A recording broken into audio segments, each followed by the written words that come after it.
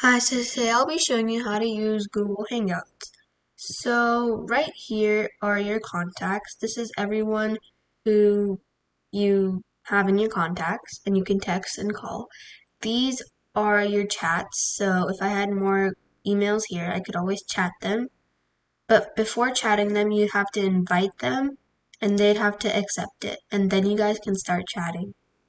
Right here are your phone calls. You can always start a new conversation, and anyone you called will come up here. So it's like a history log of who you called.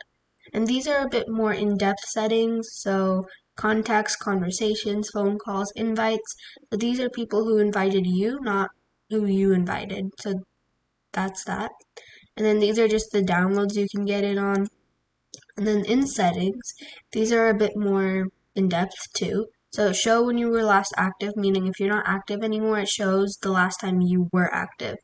And then you can always pick all these different features, show which device you're on. So when you're texting, it shows if you're on phone, tablet, or computer, if you decide to have that. And then these are just notifications. You can mute notifications for as long as you want.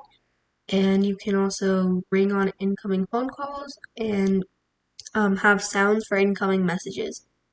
Convert text to emoji, that just means that if you type a smiley face, then it will convert it into a smiley face. And then these are just your archive invites, people who you invited, people who others that invited you. These are blocked people, people you blocked, obviously. And then these are just invite settings. And yeah, those are just the basic features of Hangout.